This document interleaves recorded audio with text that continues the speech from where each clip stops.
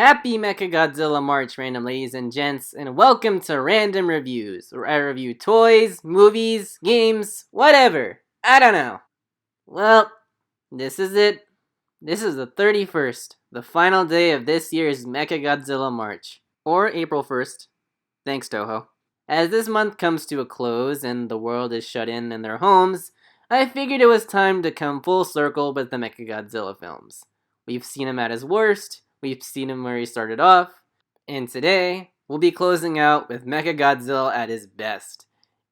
Introducing one of the best Mechagodzilla films so far, from the Millennium series of Godzilla films, here's Godzilla against Mechagodzilla.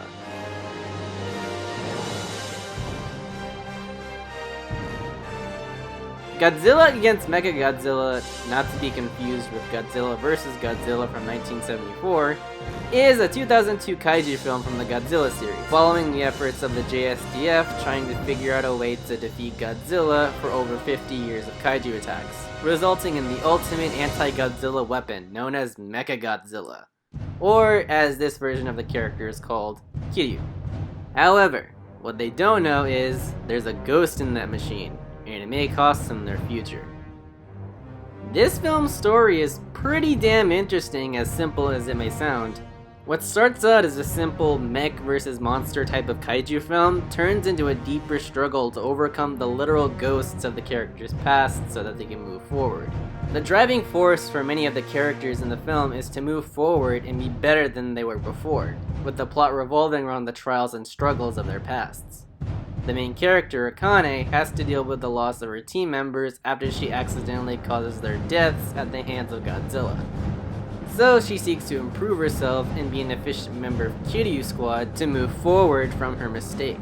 Dr. Yuharo's daughter, Sarah, deals with the loss of Yuharo's wife and unborn child, and to move forward the best she can as her life continues to change. Even the Japanese government is subject to this. The Japanese government in this film looms over the various giant monster attacks from the past century and how they're responsible for those attacks through nuclear testing, and as a result, seek to use Mechagodzilla not only as a tool to free themselves from these monsters, but as a chance of redemption for those past mistakes. It's all about moving forward one way or the other and making peace with your demons. The tipping point of this theme is Kiryu, this film's Mechagodzilla.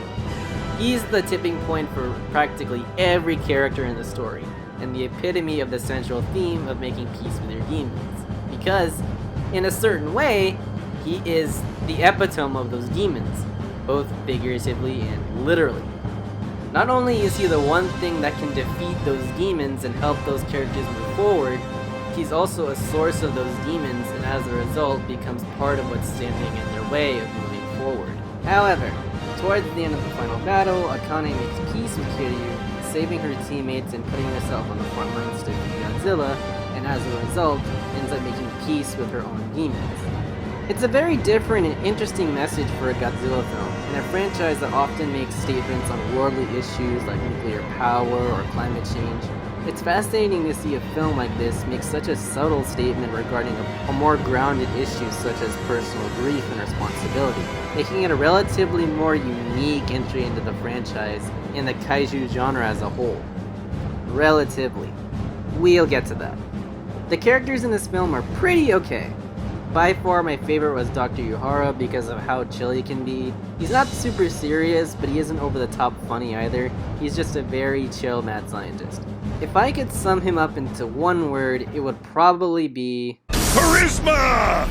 A close second would be the Prime Minister. He carries such a burden of leading his country through the Godzilla crisis, while carrying the past burdens of responsibility from his predecessors for their mistakes, leaving it up to him to lead the country into a better tomorrow and out of this crisis.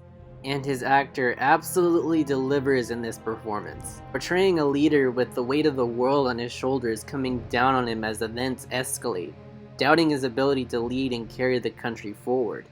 While it is cliché, it's still an enjoyable performance, with a character arc that meets a satisfying conclusion at the end of the film. Akane is an alright main character. I don't so much like her as a character, as much as I liked her character arc. I love her character arc in that she's seeking to redeem herself not for the sake of her peers, but to move on from her own past grief and self-loathing. which is a strong arc and interesting to follow, but the thing is, her arc is her character. Yeah, she has personality traits, but we don't see them shine through enough during the film outside of plot, making her less of an individual and more of a character in the story. I guess what I'm trying to say is, her actions more or less revolve around the plot than the plot revolving around her. Sarah's also okay. She's sweet, funny, and sassy, and a good compliment to her father, and brings some good character moments in the film between herself and Yehara, making them more of a dynamic duo. In the last half, she does go full emo for a bit, for the whole sensitivity of life spiel, but it's not annoying by any means, just a bit off in the way it's executed. It's by no means out of place, especially considering the movie's core theme, but the way it's done makes it feel a bit weird. But her feelings regarding life and death help put the monster's place in the story a bit more into perspective. Godzilla is just Godzilla in this film. All he's there to do is drive the plot forward, and he just does Godzilla things throughout the film. You know, Smash City, Atomic Breath, rawr, the usual. Mechagodzilla, on the other hand, has become far more dynamic than previous iterations. As mentioned before, this version of Mechagodzilla is called Kiryu, which means Machine Dragon, and for good reason.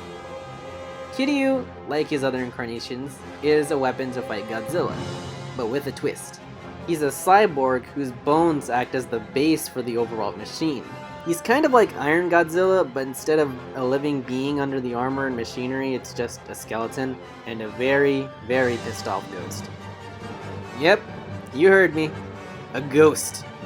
Turns out that he's possessed by the remains of the original Godzilla that terrorized Japan in 1954, causing Kiryu to go berserk from time to time. This addition to his character adds a new layer to this iteration of Mechagodzilla, making him more than just a super weapon, but an actual character with his own internal struggles. What makes him more interesting is that Kiryu is not only a critical aspect of the film to help send its theme, but he's also subject to it.